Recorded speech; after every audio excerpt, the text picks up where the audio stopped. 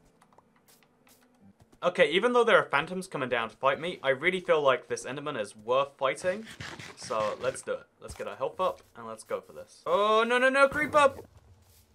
He almost killed my horse there. Yeah, fighting Enderman on hard difficulty without having real shelters available is super hard, but super rewarding in this case, because we've got another couple IF Enders. Heck yeah, 6 of them now. Okay, so this is definitely going to be an ocean stronghold, which is not an ideal thing. But hopefully, it goes backwards rather than forward. Oh, wait, where did that go? Did that just go inside the mountain? I honestly... It didn't go forwards. Okay, so it's not an ocean stronghold. It's a stronghold in this mountain somewhere. But I think my IF Ender just went missing. Come on, game.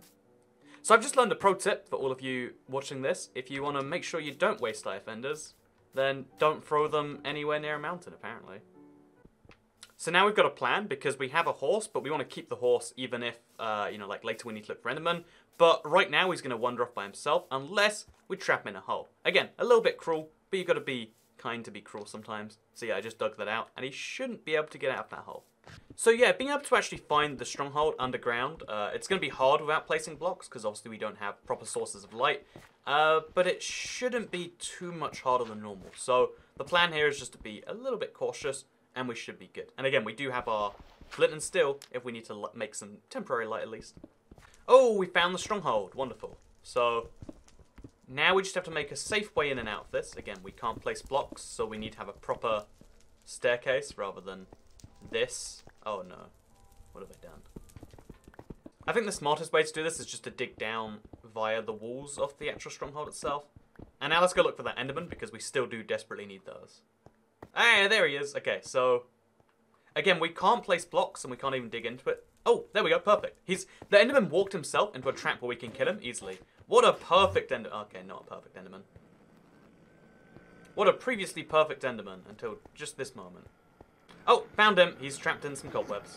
Perfect. Got myself another Ender Pearl. So these libraries can contain chests, which sometimes contain super valuable things, and sometimes not. But also, here's a valuable way you can use them. If you light the library on fire, it provides a great source of light. So, pro tip, always burn knowledge, because knowledge burns the brightest. Hey, I found the end room. So this is wonderful.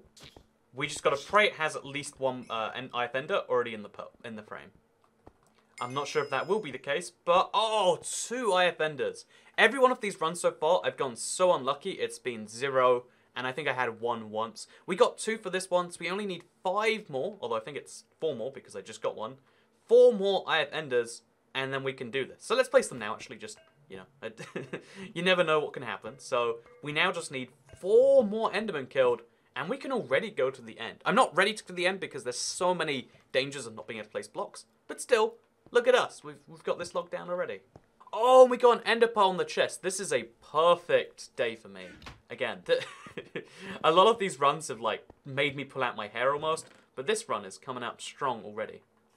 So there's a bunch more chests around the stronghold. We should look around them because you never know what they might contain. We might find another Ender Pearl. I doubt it because they're pretty rare drops, but you know, I doubted I'd find the first one, and somehow I did. Okay, I've got myself a nice new fresh flint and steel. I've got myself a horse, and we're going to go on a journey to find 3 more Endermen, which shouldn't be too hard or too time consuming, which is great. Okay, so the good news is I found myself an Enderman. The bad news is there's a lot of other monsters who want to kill me first, so... Okay, another Ender Pearl. Gathered. Done. Okay, good news. We've got another Enderman. He's in pretty much the same place, suspiciously as the last one. But the bad news, you can already see swooping down on top of me on a non-stop basis. Maybe even trying to kill me. Oh, there we go. Perfect. Trapped them under a tree. Finally can get rid of them. Now let's move on to the Enderman. So yeah, not being able to place blocks means using water is actually a lot more effective than it is in just regular survival. In fact, it's one of the best techniques that I would totally recommend if you're also under attack by other monsters at the exact same time, and maybe you want to minimize that. The Enderman teleporting around just makes everything more complex too. Come on. Yes! 1 more Ender Pearl to go, and all I have to do is not get destroyed by phantoms. Somehow the phantoms just still aren't dying. It's daytime, man. It's daytime. There we go. That's the moment I was looking for. So the bad news about rain is it means that you basically can't find Endermen because they're not going to spawn. But the good news about rain is that if we do find an Enderman, he's going to be very loud because he's going to be in non-stop pain. Also, apparently bad news is it stops the phantoms from being on fire. So that's a whole problem. We can also place down the other 2 Eye of Enders now, just to have this beautiful moment where we know there's one more to go. A single Enderman. He could even be found in this stronghold somewhere. We found one already. Maybe we'll find a second one. And then we're good. We're done. It's all great. Oh, another chest. Oh, no way. I missed the chest from earlier with 2 ender pearls. That second Enderman fight was entirely unnecessary. This is the best stronghold, especially, you know, for, not for speedrunning, but for, like, beating the game without wasting a lot of time like often happens.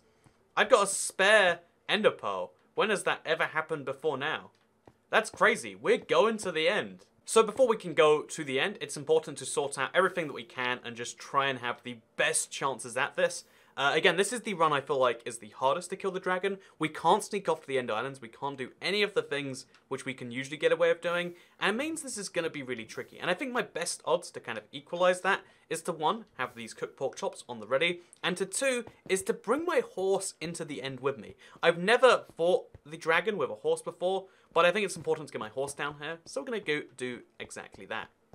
Okay, so my strategy to do this is to make a 2x2 hole all the way down to the light hole I made before, and then to turn it into a 2x2 water source, just make a big water thing, so the horse will survive the fall, and I can have a horse in the end. Okay, so now I have to do one more dangerous journey. I have to get all the way back to one of those villages with a crafting table, and I have to make myself some new boots. As you can see, I'm lacking those. I have to make myself a couple more buckets, and just a few other things like a diamond sword, because my iron sword probably won't get me all the way for a dragon fight, and then we might just stand a chance at doing this. Again, this is going to be the hardest part of the run, but if we believe hard enough, maybe it's possible.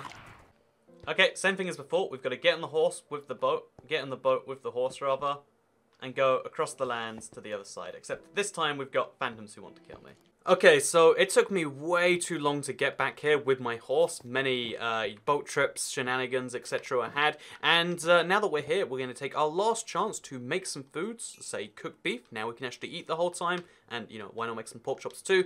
We can use this as an opportunity to use a crafting table again, so we can finally make some more buckets. We can finally fix the armor that broke off on the way here, because those phantom attacks are brutal, so we'll make some leggings. We can also make a diamond sword for the first time, maybe 2, or a shovel. We've got lots of options is my point here, and that is a good thing. So, also some boots, I guess, would probably make some sense. And yeah, this is where we're at with it. We've got a lot of good stuff. We've got a solid enough base. Is it going to be good enough? That's what we'll kind of find out in the future. But to kind of stack my odds a little bit better than just crafting and smelting, one of the things I also remember from earlier in the run is the number of these desert temples I ran across really early on. I kept finding desert temples instead of things that I actually wanted, so as long as we can find a sustainable way in and out, which we can because we've got this water bucket, what we're going to do now is going to be, you know, a little bit of tomb raiding, because, I'm not sure if they're tombs, but we'll be raiding these places because that's kind of a fun thing to do. So yeah, that will, oh, no, it doesn't actually erase the pressure plate, so we'll destroy that ourselves, just be extra careful, and now we're going to get all of these chests with their wonderful rotten flesh and their wonderful emeralds I can totally take advantage of, and they're wonderful. There we go, the golden apple. That's what we're here for. That's what we want. Can't use the enchanted book and can't use the second saddle. So yeah, we're going to go to each of the Diz temples because we might just find an enchanted golden apple, which would really tilt the odds. So that instead of being very fearful for my life, I can, you know, maybe have like closer to a 50-50 or above chance. So this second Diz temple provided me with 1 diamond, and that's about all I can really take advantage of. So this is some of the worst Desert Temple loot I've got in a while, but it is worth noting that's random each time. Okay, so this is my last time I can use a crafting table for the entirety of the game. Either what's going to happen is the dragon's going to slay me, or I'm going to kill the dragon, and it's not going to be necessary. So just a small thing that I didn't really think about, but you know, I'll take a shovel. That might come in handy at some point. And just in case I need a spare bucket, I mean, better to have one than to have 4 iron ingots I can't use, right? So yeah, let's now arrange our inventory for the most part. We'll do another one just before we go. And let's do this. Let's make the run home. Let's get our horse into the end room. And let's do this. Okay, now I need to make the hole in the ground wide enough for a horse to fall through. Again, this is big, dangerous work, but I think it's worth doing. Okay, here comes the moment of truth. Can I get my horse into the stronghold without killing him? I'm going to knock him down by himself, Because if he doesn't survive, I'm not sure if I want to go down there. Oh, no, okay, I've got to do this with him, do I? Okay, let's go. I'm nervous. I can't do it. Okay, just a little nudge over the edge.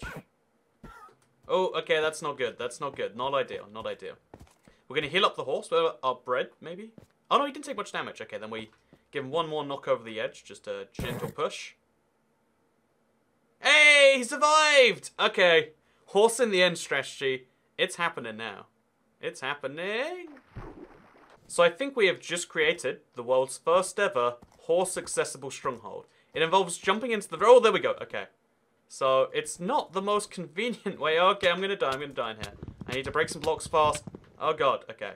The horse can survive there.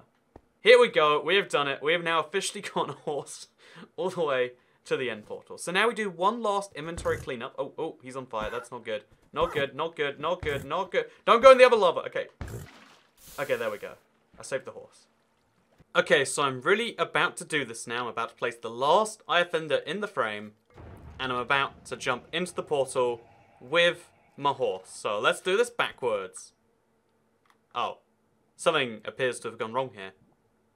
I think I found a glitch. It seems as though horses can't go through end portals. Well, there goes my innovative strategy. I guess we're just going through by ourselves. Although I'm pretty sure that mobs can go through the portal. Maybe you just gotta punch them in and then... Hey, there we go. So, horses can go through the end portal. I can go through the end portal. We just can't go through together. Anyway, let's do this now. We've got a really good spawn here. It's an amazing spawn because we spawn underneath the island. We don't have to jump our horse and maybe sacrifice it. We don't have to, like use our water and try and do some magic. Instead, we can just mine up and we should find our way directly to the Ender Dragon. So I made a way up to the surface that's big enough for both me and for my horse companion. And we're going to do this. We're going to try and take down the Ender Dragon on horseback. Gonna be a bizarre one. So yeah, honestly, there's a lot of variables about taking down the dragon with a horse I just haven't properly considered, so we're going to be a little bit cautious at first, just kind of learn the ropes, see how well the horse reacts to the dragon attacks, and see if we can properly avoid them all. Maybe attack the dragon a little bit, like, show her who's boss. So the dragon entirely regenerated by the time I got back here. Okay, this is not going well for me, this is going very poorly. Okay, this is... We're going to reconsider our tactics, maybe. So one of the first issues you're going to see with trying to take down the dragon, especially if we actually do take down the towers, is how we're going to take down these caged ones. And although we could say, well, we're not going to, well, we need to work out a way to make this a lot easier. So one of the things that you can do is you can use water to get up there, or a slightly more risky technique, but we're going to give it a try today, is we're going to try and ender pearl up there. And I'm going to ender pearl my horse, just because I'm curious as to what happens next. So as it turns out, this happens next. Then we dig a giant hole in there, and we die! Okay, I'm alive. But yeah, so that went well-ish, I would say. If we run jump, we should be... Oh, God, my horse is next to dead. I am next to dead. This might be over, guys. This might just be over. So yeah, taking down these towers is a lot harder than first thought, because I am running out of snowballs, and getting the angles just right on these is not easy. And we don't have many chances to keep trying. Okay, we're so close to the top now. As long as we don't get hit off the edge here. Oh, the dragon's flying at me. The dragon's flying at me. Okay, we're good though. We're good. We're made it to the top. Okay. So now we pick up our water. And we can fire our snowballs at that. Hopefully. We can fire our snowballs at this one there. And we could even do a suicide attack off the edge for this last one. So yeah, this is going to be the coolest thing if I can put it off. But... Oh, yes! That was unnecessarily risky. My heart is racing. I need to stop taking so many risks. And so yeah, my genuine plan at this point is just to take down the dragon with half her towers remaining. I think there's got to be a critical number of towers you can take down where you'll actually start to do this. But 4 is not that critical number. No, the dragon's flying at me. Oh, but not for now. Oh, God. Oh, that's a weird glitch. And as it turns out, you take too many risks, you're gonna die. You're gonna die. So this was a wonderful run regardless. I wanna, shout outs to the horse for managing to last through all of that, hanging on by the very string of her teeth. And I want to mention that this is entirely possible. The Is This Possible run, we've proven it is possible. We've just also proven that it's going to take a few attempts. When you come back from the dead, you can probably succeed and do it again. Maybe we should do that to prove the point, actually. I think maybe, just maybe we should. Let's come back all the way from spawn. and let's defeat the dragon.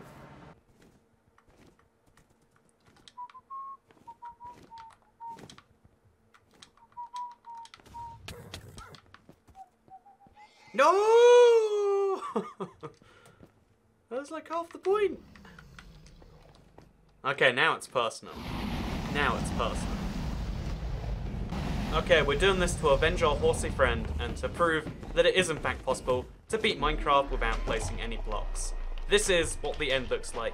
You kill the dragon, she withers up, she turns into a black hole of sorts that spews out XP, and then you get the end portal, which takes you back to the overworld and gives you this end credit sequence, signifying you have beaten Minecraft. So that was Minecraft start to finish.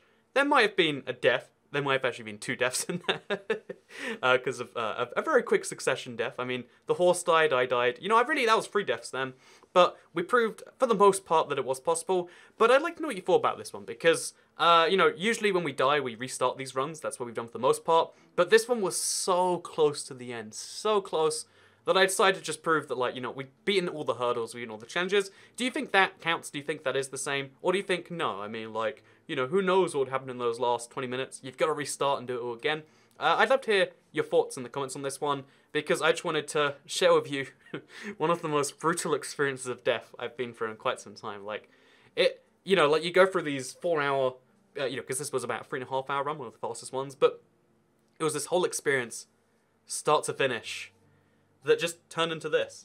But yeah, this was a beautiful run. It reminds me of all the reasons I like Minecraft. It's so fun to play around with a new feature. You discover some weird glitches along the way. Horses have so many glitches in Minecraft because I guess they're not very used these days, as it turns out. But they can really help with your dragon run. They can really help with just playing Minecraft as a whole. And hopefully this run reminds you that you don't need to place blocks in Minecraft. People say that Minecraft is a game all about placing blocks. It's all about how well you can place them and make houses. But Minecraft is what you want it to be. If you don't want to follow the rules, if you don't want to do what everyone else is doing, that's entirely okay. Both in Minecraft, but also in real life. Maybe that's a valuable message, maybe it's not.